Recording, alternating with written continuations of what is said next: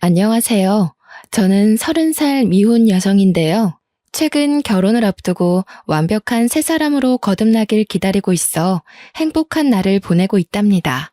제가 이렇게 온전한 행복을 누리기까지 마냥 꽃길만 걸어왔던 사람은 아니에요. 다들 잘 될 사람은 다 잘 된다라는 말을 하곤 하지만 저는 누가 봐도 새 인생을 살기에 가망이 없는 사람 중 하나였습니다. 잘 될 사람은 다 잘 된다고 하셨나요? 물론 그런 사람들도 있겠죠. 하지만 꼭 그런 사람들만 잘 되라는 법은 없더라고요. 제가 행복을 느낄 수 있었던 건 정말로 기적처럼 귀인을 만났기 때문입니다. 세상살이 이런 일도 있을 수 있다는 걸 많은 분들이 알았으면 좋겠다는 마음에 글을 쓰게 되었네요. 세상에서 가장 모진 처벌이 아마 부모 없이 삶을 전전해야 하는 고아의 신세가 아닌가 싶습니다. 아무래도 제가 전생에 큰 죄라도 지었나 봐요. 부모의 얼굴을 똑똑히 기억하는데도 불구하고 결국 고아라는 것이 한동안은 저를 굉장히 괴롭게 했습니다.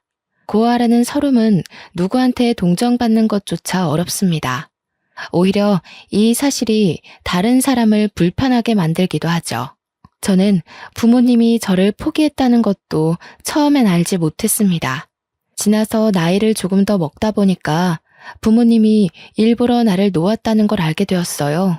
그냥 태어나기만 했을 뿐인데 제가 왜 그렇게 가혹한 현실을 견뎌야 했는지. 당시에는 모든 걸 부모님 탓하며 원망을 많이 했습니다. 너무 어릴 적 기억이라 자세한 기억은 잘 안 나지만 부모님 형편이 아주 가난했다는 건 절대 잊을 수 없는 기억으로 남았는데요. 그런 형편에서 실수로 제가 태어났다는 것 정도는 귀에 피딱지가 앉을 정도로 많이 들어서 알고 있어요. 부모님은 혼인신고도 안 한 채 동거만 하면서 저를 키웠고요. 저만 집에 두고 거의 매일 외박을 했습니다. 부모님은 저를 혼자 내버려 두면서도 누구 하나 걱정하지를 않았어요. 엄마 아빠가 보고 싶었지만 태어날 때부터 이러한 환경에서 자랐기에 다 그렇게 사는 줄 알았습니다. 집에서 거지처럼 살아본 사람이 저 말고 또 있을까 싶네요. 엄마 젖을 먹어야 하는 나이는 기억이 나질 않아서 어떻게 살았는지 전혀 모르겠고 적어도 제 기억이 닿는 데까지가 남들 유치원 가는 나이였는데요. 물론 저는 유치원도 안 다녔습니다. 부모님이 제가 몇 살인 줄도 몰랐을 텐데 유치원 가는 걸 챙겼을 리 없잖아요. 저는 부모님이 없는 매일 동안 냉장고를 뒤져 눈에 보이는 걸 아무거나 집어먹으며 허기를 달랬어요. 당시 저는 제가 뭘 먹는지도 모르고 마구잡이고 입에 넣기만 했던 것 같아요. 입에 넣고 배가 부르면 살 수는 있지 않습니까? 맛있어서 먹는 밥은 제게 사치였고 저는 그렇게 의식주를 해결했습니다. 부모님이 일주일에 한두 번만 귀가를 했으니 그동안엔 저 혼자 아무것도 안 하고 먹고 자기만 하면서 집벌레처럼 집을 지켰어요. 특히 부모님이 없을 때마다 한 번씩 모르는 아줌마가 찾아왔는데 어린 나이에는 그게 그렇게 무섭더라고요. 밖에서 나쁜 인사를 하며 문을 세게 두들기는 사람은 다름 아닌 집주인 아줌마였습니다. 어린 마음에 저는 부모님이 집에 없는 것보다 그 아줌마가 더 무서웠던 걸로 압니다. 아줌마는 늘 저희 부모님의 돈을 떼먹으러 왔는데요. 지나고 나서 생각해보면 그건 돈을 떼어먹는 게 아니라 부모님이 관리비랑 방세를 안 내니까 독촉을 하는 거였어요. 집주인 아줌마도 피해자 입장에서 애가 타는 마음에 그렇게 악마처럼 무섭게 행동하셨던 거죠. 그래도 부모님이 두세 달 월세를 한 번에 내더라도 내긴 냈어요. 관리비도 그런 식으로 몰아서 냈고요. 저한테 일절 부모 노릇을 안 했기에 아마 제가 묵고 있는 집이라도 유지하는 게 그나마 자기 자식을 위한 최대의 자비였지 않나 생각이 듭니다. 그리고 그 방이 남들 발길 안 닿는 곳이라서 집을 내놓는다고 해도 팔리지도 않는 집이었을 겁니다. 그래서 집주인 아줌마도 우리 부모님을 닥달하면서 계속 내버려 두지 않았나 싶네요. 저는 태어난 이후 집 앞 말고는 바깥을 나가본 적이 없었고 초등학교도 못 가서 그렇게 집에만 있었습니다. 그러다 제 나이 10살이 되었을 때 부모님 둘 다 같이 집에 머문 적이 있는데요. 그날이 제겐 가장 기쁘고 또 가장 슬픈 날이기도 했습니다. 부모님이 케이크를 사들고 왔더라고요. 당시 제 눈에는 그게 그냥 예쁜 빵이었습니다. 당연히 생일을 챙겨주는 사람이 없었으니까 케이크가 생일 축하하기 위해 쓰이는 빵인지도 모르고 있었던 거죠. 부모님 말로는 빵이라고 하길래 되게 예쁘게 생겨서 신기하게 봤던 기억만 나네요. 그렇다고 그날이 제 생일은 아니었던 걸로 압니다. 저는 난생 처음으로 부모님과 같이 하는 밥을 먹었어요. 행복이라는 걸 잘 몰랐는데 그때 느낀 즐거움이 행복이었던 것 같기도 해요. 부모님은 한 번씩 싸울랑말랑 아슬한 대화를 나눴어도 그날만큼은 참으며 싸우지 않았습니다. 그리고 엄마가 제게 선물이라면서 상자 하나를 주었는데요. 뚜껑 열고 닫는 휴대폰이었어요. 다정아, 휴대폰 알지? 요즘은 세상이 위험해서 어린이들도 휴대폰을 꼭 들고 있어야 돼. 위험한 일이 생기면 누구한테든 연락해야 하니깐. 저는 휴대폰이라는 것 자체에 이미 흥분을 해버려 저를 향한 부모님들의 미묘한 시선은 느끼지 못했습니다. 아마 부모님 둘이서 저만 모르는 시그널을 주고받았었겠죠. 그 눈빛을 알아보는 나이였다면 지금보다 더 어렵게 제 몸을 건사시키지 않았을까 싶어요. 엄마는 제게 휴대폰 사용에 대해 설명을 자세히 해주었습니다. 그렇게 휴대폰을 향한 저의 호기심은 주위를 향한 눈을 죄다 닫게 만들었고 최고의 행복을 누리도록 했네요. 부모님이 어떤 의도로 이걸 제게 사주었는지는 까맣게 몰랐던 거예요. 마냥 설레는 마음으로 그날 밤새도록 휴대폰을 만졌던 기억이 납니다. 반지하인 집에서 한 번씩 집 밖에 나가 근처만 구경을 했던 적이 있었는데 그때 학교 다니는 애들이 휴대폰으로 게임하는 걸 봐서 저도 그걸 무척 해보고 싶었거든요. 게임을 찾는데도 참 오래 걸렸습니다. 저는 공부를 해본 적이 없는 아이기 때문에 글자를 모르잖아요. 대충 그림만 보고 밤새도록 하나를 다운받기 위해 고군분투했었어요. 그러다 언제 잤는지도 기억 안 날 만큼 새벽 늦게 까무룩 잠이 들었고 저는 그대로 고아가 되었습니다. 당시에는 말씀드렸다시피 바로 자각하지 못했어요. 엄마 아빠가 집에 안 들어오는 건 제게 너무 익숙한 사실이었거든요. 이젠 휴대폰이란 친구가 새로 생겼으니 글자랑 숫자와 씨름하며 놀기 바빴습니다. 그러나 부모님이 아무리 집에 안 오더라도 적어도 한 달에 2~3번은 왔는데 어느 순간부터 발길이 더 끊어졌다는 걸 알았죠. 그때만 해도 나중에 오겠지, 내일은 오겠지 하면서 사태의 심각성을 모르고 기다렸습니다. 더 이상 냉장고에서 꺼내 먹을 음식도 없었고 관리비랑 월세는 쌓이기만 할 뿐 해결되지 않았어요.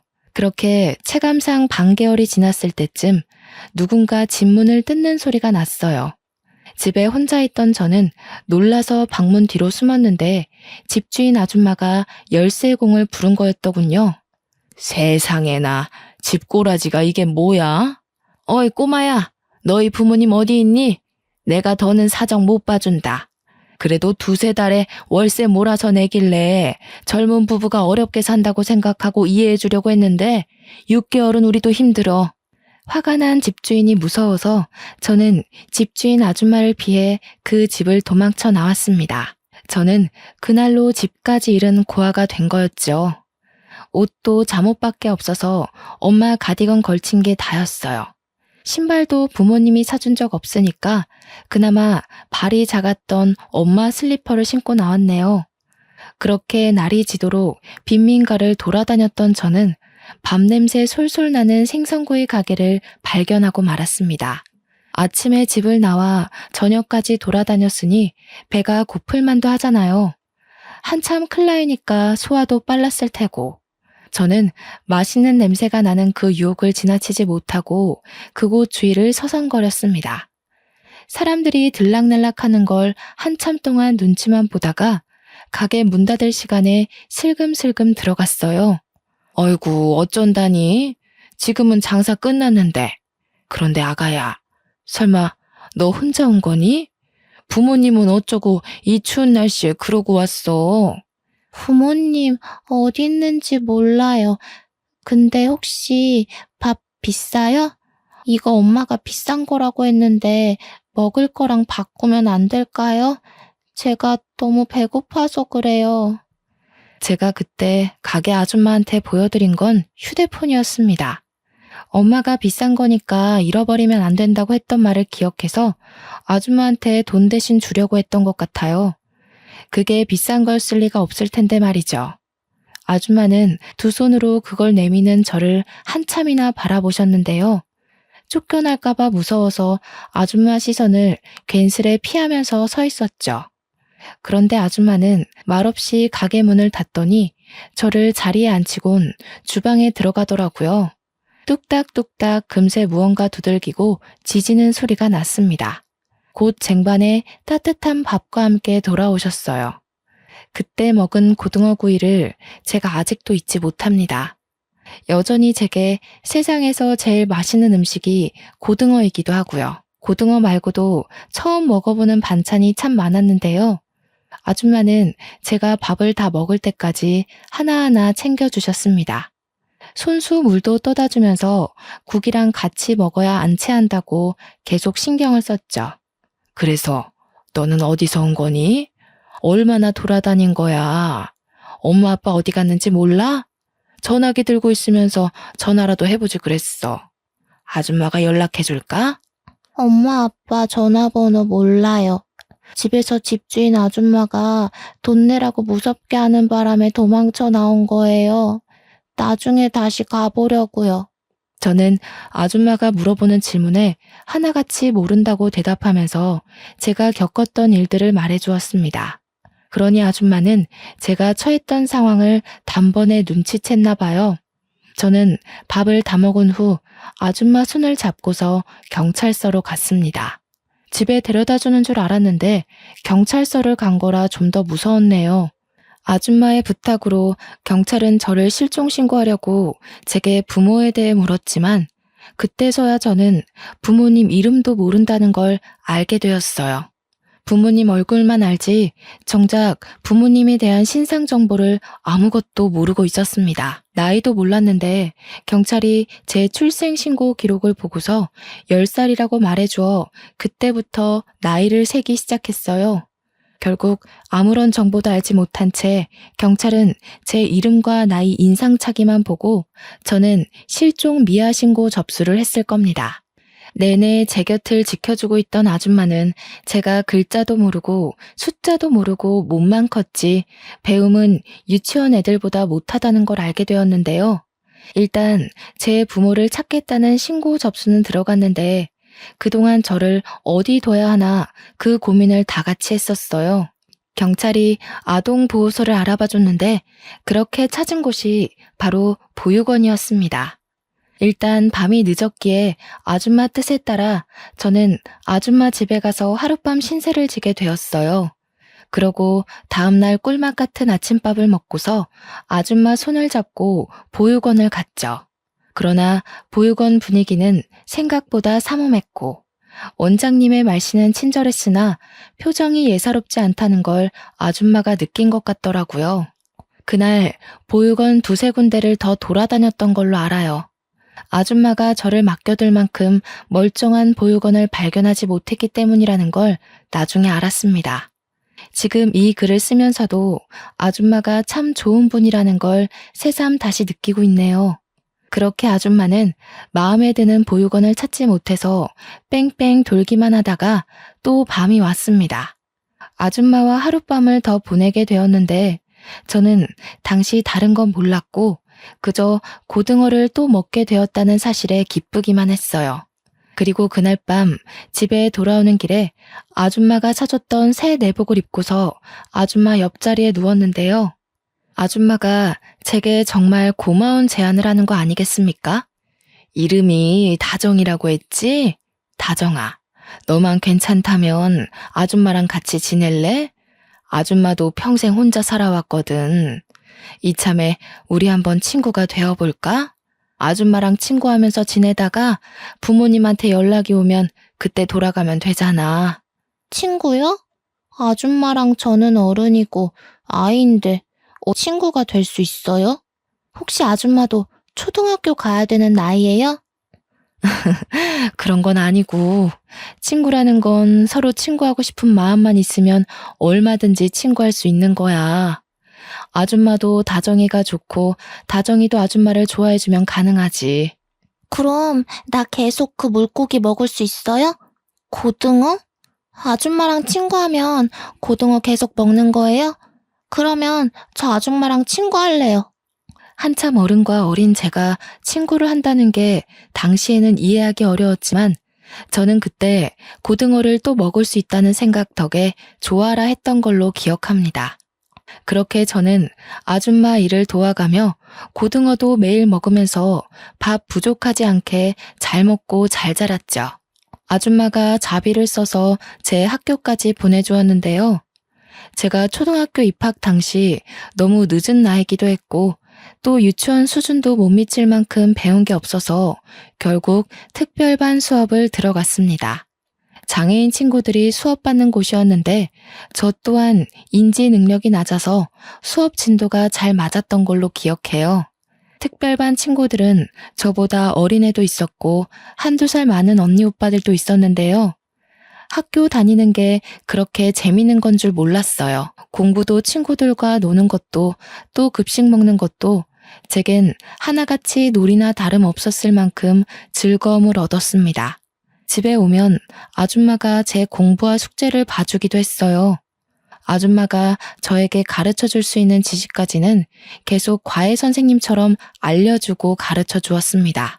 공부에 재미를 붙인 저는 정말 무섭게 배움을 습득했고 그렇게 중학교, 고등학교까지 아줌마의 뒷바라지를 받으며 다녔어요. 그때까지도 제 친부모에 대해서 경찰에선 연락조차 없었네요. 부모님을 만난 적도 없었다는 거예요. 하지만 상관이 없었습니다. 오히려 부모님이 절 찾는다면 그게 서운할 것 같았어요. 아줌마와 지내는 하루하루가 너무 재밌었거든요. 이전에 부모님 울타리 안에서 살았던 기억이 생생하게 남아 있었는데 그 지난 날과 당시가 비교되면서 아줌마 곁을 벗어나고 싶지가 않았거든요. 아줌마가 가끔은 부모님 언급을 하면서 보고 싶지 않냐고 묻기도 했는데 저는 오히려 아줌마한테 부모님 얘기하지 말라고 툴툴거렸네요. 그때가 행복하지 않았다는 걸 제 몸이 본능적으로 기억하고 있는 거겠죠. 살다 보니까 아줌마는 왜 지금까지 혼자 살고 있는지 궁금할 때가 있었습니다. 한날은 같이 밥을 먹다가 질문을 참지 못하고 물어본 적 있었어요. 이 아줌마도 결혼할 뻔한 아저씨가 하나 있었지. 그런데 아저씨 집안이 아줌마를 너무 싫다고 해서 어쩔 수 없이 헤어졌어. 그 아저씨 말고는 마음에 드는 남자가 없었으니까 지금껏 혼자겠지? 아줌마 완전 순정파였네요. 젊을 때 만난 인연이면 되게 오래된 기억인데 그 아저씨 얼굴이 아직도 기억나요? 나는 내 부모 얼굴도 거의 다 까먹어버렸는데. 그럼 기억이 나지. 많이 좋아했었으니까. 이렇게 한 사람 오래 좋아하는 것도 참 할 짓이 못 돼. 차라리 여기저기 아무 남자나 만날 수 있는 그런 사람이라면 좋겠다, 나도. 네, 아줌마는 그런 거 안 어울려요. 그리고 그렇게 예쁜 사람들이 어디 좋은 사람인 줄 알아요? 여기저기 찔러보는 사람 치고 정직하고 올곧은 사람 없다는 것에 제 인생을 걸게요. 아줌마와 저는 아줌마가 처음 제안을 했던 것처럼 정말 친구로서 참 돈독한 사이가 되어갔습니다. 이건 가족을 넘어서 친구라고 정해야 하는 게 아줌마와 제 사이를 더 잘 설명할 길이라 확신합니다. 제가 고등학교까지 전교 7등으로 무사히 졸업을 마쳤는데 아줌마가 제 대학까지 보내주려고 등록금 얘기를 꺼내더라고요. 기다렸다는 듯이 말하면서 자기가 그동안 적금 모아둔 거 있다고 흔쾌히 저한테 주겠다는 거 있죠. 저한테 아낌없이 퍼주는 아줌마에게 너무 감사하면서도 동시에 받기만 하는 것 같아서 미안했습니다. 물론 대학 등록금은 정말 필요가 없었어요. 제가 수석으로 입학하는 덕에 장학금을 받고 다니게 되었거든요. 그 말을 해줬더니 아줌마가 정말 많이 기뻐하면서 자기 딸인 것 마냥 기특하다고 칭찬해주더군요.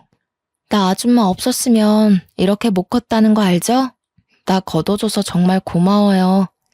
이젠 저도 어른 됐으니까 제가 다 갚아드릴게요. 시끄러워. 걷어주긴 무슨. 네가 다 늙은 나를 걷어준 거지. 어디서 내가 이런 보물 같은 친구를 얻었나 모르겠네. 아줌마야말로 다정이가 너무 잘 커져서 고마워. 아줌마는 여태까지 제게 해주었던 모든 걸 전혀 갚을 필요 없다면서 오히려 저더러 남 생각하지 말고 열심히 살아주기만 하라고 했습니다. 저는 아줌마가 이렇게 반응할 줄 알았어요. 제가 말로 하면 안 받을 걸 알기에 결국 저는 몸소 직접 실천하기로 마음먹었죠. 대학을 다니면서도 학교 내에서 근로생으로 알바를 했고 제가 들어오는 모든 돈을 쓰지도 않고 온전히 모았습니다. 물론 아줌마 몰래 모았던 돈이에요. 나름 명석 있는 대학에서 경영과를 졸업한 저는 대기업에 지원할 수 있는 능력이 되었지만 제가 선택한 길은 이번에 새로 성장해 가고 있는 신생 기업이었습니다. 왠지 모르게 그쪽 기업이 추구하는 방향과 제 가치관이 잘 맞는 느낌이었거든요. 계속 그곳으로 눈이 가길래 과감하게 지원서를 냈고 단번에 합격을 했죠. 친구들은 아직도 저보고 왜 대기업 갈 스펙으로 중소기업을 가냐면서 잔소리를 하곤 합니다. 취업을 하고 나서도 저는 급여를 차곡차곡 모았습니다. 처음에는 돈 모으는 목적이 딱히 없어서 이 돈을 모아 아줌마 노후가 편하도록 지원해줄 생각이었는데 모으다 보니까 목표가 달라지더라고요. 아줌마에게 꼭 해주고 싶은 선물이 따로 있었습니다. 저는 한동안 부동산을 돌아다니며 건물을 보고 다녔어요. 그러다 1층이 상가, 2층이 주택인 매물을 어렵게 찾아서 매입을 했죠. 아줌마 명의로 그 건물을 계약했습니다. 아주 자그마한 건물이었지만 그래도 당시 살고 있던 빈민촌보다는 제 직장과 가까워서 아줌마와 같이 사는 것이 좀 더 윤택해질 거라 생각이 들었어요. 아줌마한테도 매번 집이랑 가게랑 30분은 걸어야 돼서 새벽 일찍 일어나고 밤늦게 집까지 걸어가고 하느라 보통 힘든 일이 아니었거든요. 앞으로는 바로 10초 거리의 집이 위층에 있으니까 몸 건강 챙기면서 장사하기에 훨씬 편할 거 아니겠어요? 아줌마가 제게 학교도 보내주고 밥도 먹여주고 재워주고 입혀주고 부모가 해줘야 할 의무를 선뜻 베풀어준 선의보다는 못한 보답이지만 그건 앞으로의 시간도 많으니까 계속해서 보답하는 마음으로 살겠다고 다짐했죠. 저는 무작정 아줌마를 데리고 건물까지 갔어요. 일체 설명 하나 안 해주고 직접 눈으로 보여줬더니 아줌마가 처음엔 어리둥절해 하더라고요. 앞으로 우리가 함께할 새 보금자리예요. 아줌마 명의로 계약했으니까 아줌마 가게인 건 똑같아요. 저 계속 아줌마 옆에 껌딱지처럼 붙어 있으려고 주는 뇌물이니까 부담 느끼지 말고 받아줘요. 세상에나, 네가 돈이 어디 있다고 이런 걸 샀어. 뭐하러 이렇게까지 해? 어떻게 물을 수 없어? 내가 너한테 이걸 어떻게 받니? 나 아줌마한테 이렇게 해주려고 뼈 빠지게 일해서 모은 거예요. 우리 친구라면서요. 세상에 받기만 하는 친구가 어딨대요? 저도 아줌마한테 친구로서 쏘는 건데요. 아줌마는 제 마음에 감동받아 결국 눈물을 보였고 그날 너무할 정도로 많이 울면서 제게 고마워했습니다. 그렇게 저희는 빈민촌에서 도심으로 이사를 해 새로 장사를 시작하였어요. 아줌마 가게에 단골이 좀 있었던지라 갑작스레 가게 문을 닫게 된 사정과 전화번호를 종이에 써서 남겨놓고 그곳을 떠났네요. 아줌마에게도 저에게도 원래 있던 가게 위치가 참 다양한 추억이 깃든 곳이라서 솔직히 발걸음 떼기가 좀 무거웠습니다. 그래도 새로 시작할 미래만 생각하자는 다짐을 하며 새 집으로 이삿짐 정리했어요. 저는 머리가 좀 크고 나서부터 생각했던 건데 아줌마 손맛이 대중적일 거라 예상을 했었습니다. 그래서 위치를 이전하더라도 분명 인기가 장난 아닐 거라고 기대했죠. 역시나 학원가에 위치했던 가게는 금방 입소문을 탔고 특히나 고등어구이가 가장 인기 많았어요. 저희 가게는 줄 서서 찾는 식당이 되었을 정도로 엄마 손맛이라 소문이 난 식당이 되어버렸는데요. 저도 아줌마 혼자 하고 있는 일을 도와주기 위해서 항상 칼같이 퇴근을 했습니다. 한날은 마감할 때쯤에 아줌마가 주방에서 손 닦으면서 나오더니 제게 웬 명함을 주더라고요. 이거 다정이 네 회사 아니니? 웬 캐스팅 매니저라면서 우리 가게에 투자하고 싶다고 찾아왔었어. 이런 거 뭐 어디 방송 내보내는 거야? 아니면 우리 가게 홍보해준다는 건가? 제가 일하는 곳은 식품계 쪽으로 성장해 가고 있는 기업이었는데 아줌마 말하는 걸 들어보니 그곳에서 파견된 컨설턴트가 아줌마한테 프랜차이즈 사업을 제안했나 보더군요. 사업 보고서를 내밀면서 뭐라 설명을 했다는데 아줌마가 일단은 바빠서 생각해본다고 하고 보냈다네요. 아줌마한테 프랜차이즈에 대한 설명을 해주었는데 아줌마는 딱히 원하는 눈치가 아니었어요. 아줌마도 그렇고 저도 그렇고 솔직히 지금 매출로도 충분했거든요. 이미 가게 하나만으로 억대를 찍고 있었단 말이죠. 그래서 이 이상의 욕심은 일절 없었습니다. 고민 끝에 저희는 제의를 거절하기로 결정해버렸죠. 어차피 우리 회사에서 온 제안이니까 제가 말하겠다고 하고 아줌마 대신 그 컨설턴트를 찾아가 확실하게 거절 의사를 밝혔습니다. 그 남자가 저를 몇 번 더 설득하려고 추파를 던졌지만 가게 하나인 게 메리트고 저희는 그게 좋다고 했더니 컨설턴트가 결국 알겠다며 포기하고 말더군요. 그런데 그게 높은 사람한테 보고가 갔나 보더라고요. 며칠 뒤의 일이었습니다.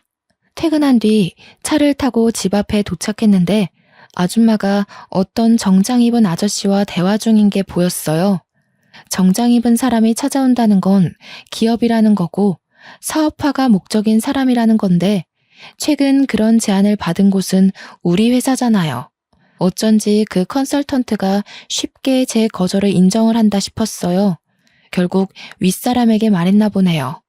멀리서 봐도 아줌마가 난처해하는 게 보였어요. 저보다 높은 직급이라 할지라도 이런 식의 무례함은 싫었기에 따끔하고 명확하게 의사 표현을 해줘야겠다고 급하게 들어갔는데요. 세상에나 단순히 높은 직급이 아니더군요. 생각지도 못했던 우리 회사 대표님인 거 아니겠습니까? 어머, 대표님께서 여기까지 어쩐 일로... 안녕하세요. 저는 경영팀 소속 이다정 사원입니다. 혹시 사업 제의 때문에 오신 거라면 죄송하지만 저희 가게는 생각이 없어서요. 이다정? 우리 회사 직원이었군요. 그런 줄 알았더라면 이렇게 빙빙 돌아오진 않았을 텐데. 그럼 다정 씨가 우리 정순 씨 딸인 겁니까? 듣자 하니 아줌마가 저를 딸로 얘기한 눈치였습니다. 저도 눈치껏 딸이 맞다고 얘기를 해줬죠. 그런데 아까부터 계속 아줌마가 울고 있는 게 신경이 쓰이더라고요. 무슨 대화를 나눴길래 웬만한 일 아니고선 눈물을 잘 보이지 않는 아줌마가 울게 된 건지 걱정되었습니다. 설마 대표님이 프랜차이즈로 협박이라도 한 건가 싶어 나름대로 빨리 상황 파악하려고 했거든요. 그런데 마음을 추스른 아줌마가 하는 말에 저는 감히 제가 나설 수 없는 상황이라는 걸 알아버렸지 뭡니까. 그만 돌아가요, 구용 씨.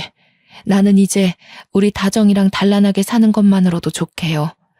결혼 욕심은 진작에 다 털어버렸어요. 내 옆에는 우리 다정이만 있어주면 돼요. 알고 보니 프랜차이즈 문제가 아니었더군요. 우리 회사 대표님이 아줌마와 결혼할 뻔했다가 파토난 그 아저씨라는 거 아니겠어요? 그 사실을 눈치채고 나서부턴 무슨 반응을 보여야 할지 몰라서 벙어리처럼 서 있기만 했습니다. 가만히 듣고 있으니까 어느 정도 당시의 분위기가 파악되더라고요. 대표님이 여길 찾아온 건 프랜차이즈 때문이 맞으나 제가 나타나기 전까지 하고 있던 대화는 아줌마와의 재결합이었던 겁니다. 아줌마는 대표님의 결혼 제안을 거절하고 있는 상황이었던 거예요. 아줌마가 계속 대표님더러 가라고 밀고 부채니까 이젠 대표님이 저한테 부탁하기 시작하는데 이제 막 상황 파악한 저야말로 얼마나 난감했는 줄 아십니까? 다정 씨라고 했지요. 제가 우리 정순 씨 이대로 또 못 놓쳐서 그래요. 이젠 반대할 어른들도 없고 제가 정말 잘해줄 수 있는데 정순 씨가 다정 씨랑 있는 게 행복하다고 저를 거들떠도 안 보내요. 다정 씨가 어떻게 설득 좀 해주면 안 될까요? 내가 정말 크게 보상할게요. 저희 대표님은 원래부터 선한 아저씨라고 회사에서 소문이 자자한 사람이에요. 직원들 복지에 무엇보다 크게 신경 쓰는 사장이라고 젊은 세대로부터 입소문 제대로 타기 시작한 기업이거든요. 그렇게 많은 사람들의 존경받고 가진 것 많은 대단한 사람이 아줌마와 마찬가지로 한 사람을 잊지 못해 저한테 부탁을 하고 있는데 그 모습이 얼마나 절절하던지. 새삼 둘이서 젊은 시절 얼마만큼 서로를 좋아했는지 간접적으로 느껴지는 듯 했습니다. 사실 아줌마 또한 대표님을 못 잊고 있다는 것 제가 제일 잘 알고 있지 않습니까?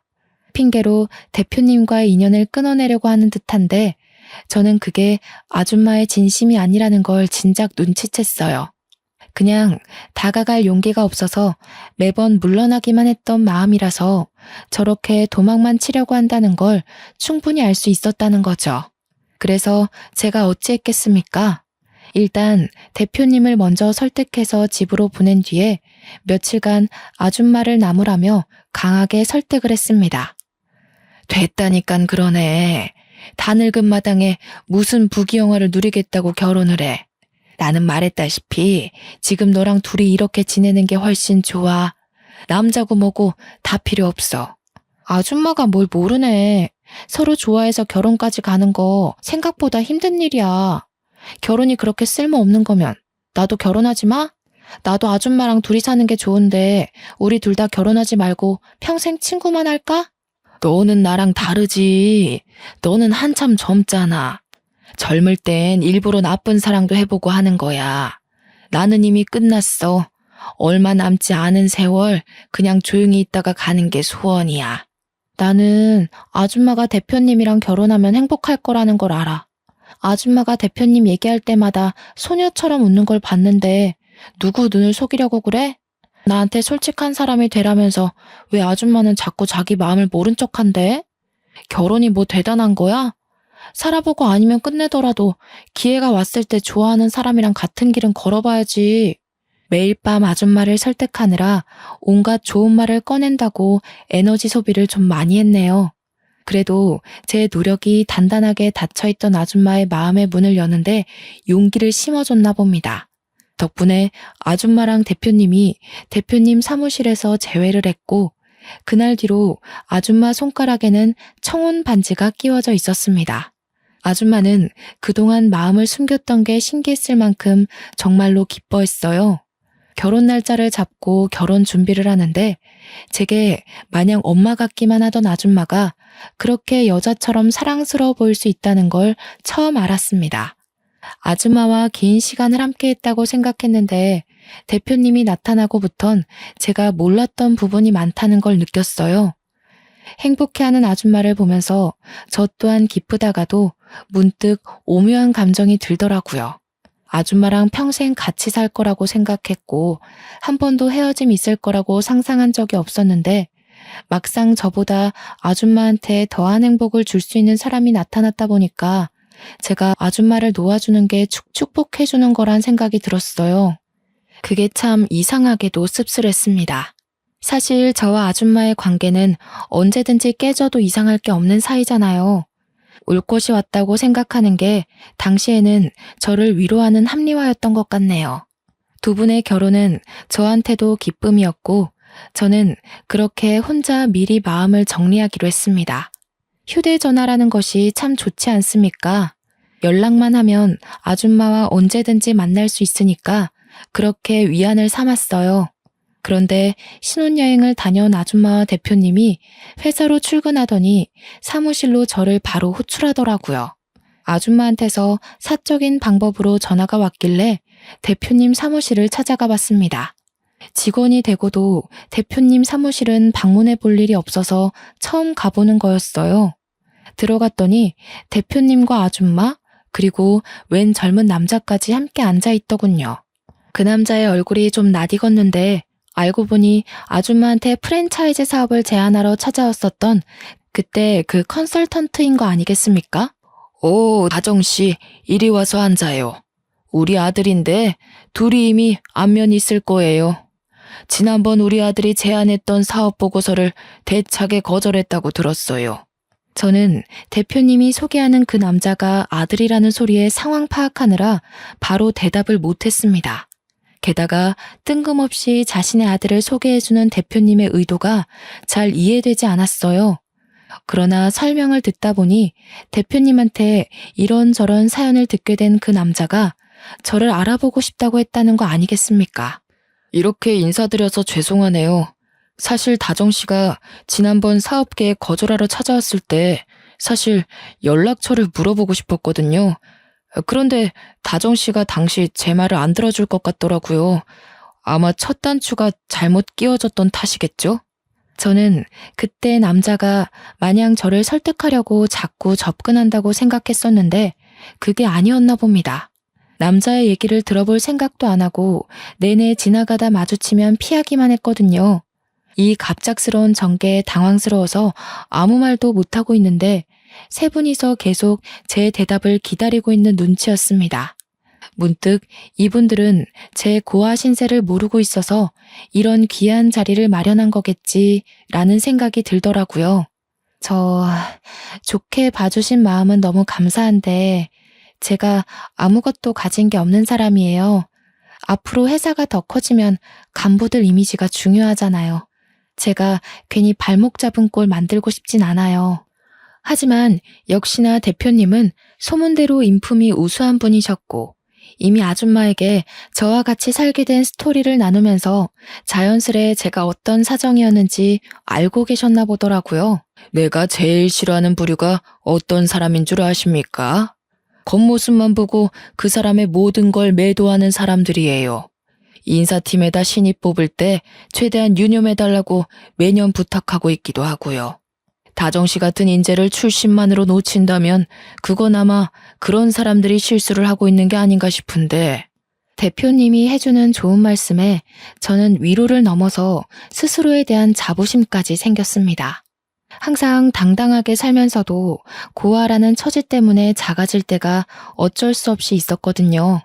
그런데 결국 그건 내 잘못이 아니고 나를 바라보는 타인의 시선이 잘못된 것이란 걸 대표님을 통해서 확실히 인지하게 되었죠.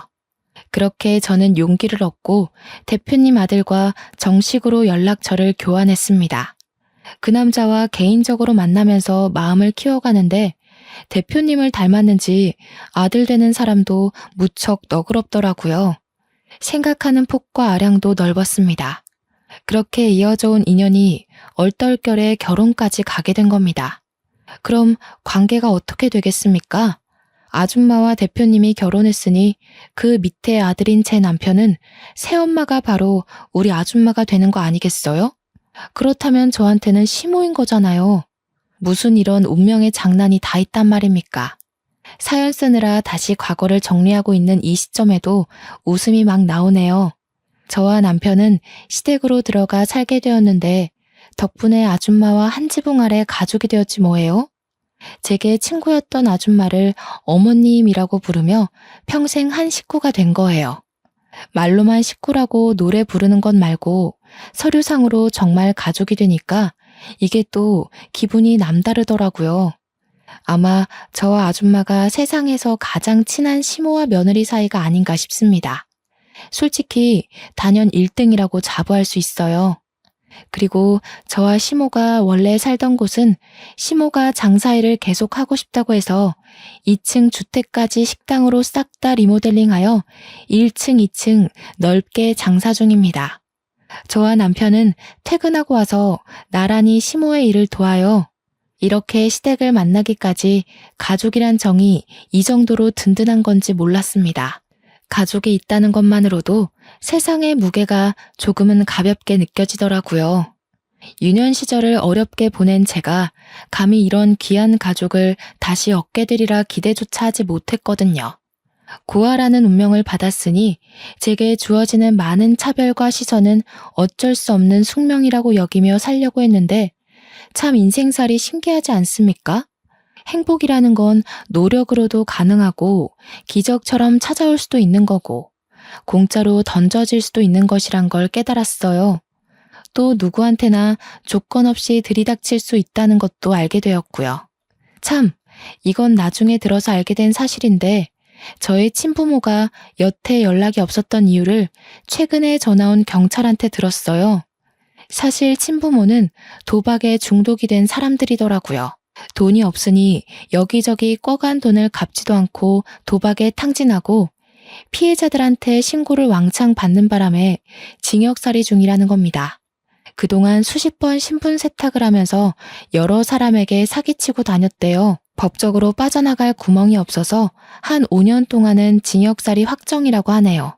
생각지도 못한 친부모의 존재를 얼떨결에 듣게 되었지만 제 마음이 이미 친부모한테서 떠나버린 탓에 그리 큰 타격은 아니었습니다. 다만 혹시라도 친부모 꼬리표를 떼지 못한 그들이 제 앞길에 나타나는 일이 생길까봐 그건 좀 두렵네요. 만약 나중에 제가 더 성공하고 나서 핏줄 연연하며 키워준 값 내놓으라고 찾아온다면 그 때문에 우리 가족한테 피해가 간다면 죽을 때까지 용서 안 하고 복수를 해줄 겁니다. 제 인생 여기까지 오는데 너무 아슬아슬하고 기구했는데요. 사람은 조건 없이 누구나 행복할 기회가 있다는 걸 알게 해준 시댁이 정말 감사할 따름입니다. 누가 뭐래도 제 인생의 가장 큰 은인이고 잊지 못할 사람은 당연히 시모이지 않습니까? 저는 아직도 시모에게 못다 갚은 은혜를 보답하는 중이고 여전히 예전처럼 엄마 딸로 지내고 있답니다. 그리고 다음 달이면 저와 남편이 정식으로 부부가 되는 날이에요. 시부가 정말 예쁜 식장을 큰돈 들여서 대여해 주셨습니다. 야외는 아닌데 야외처럼 하늘이 활짝 보이는 식장이었어요.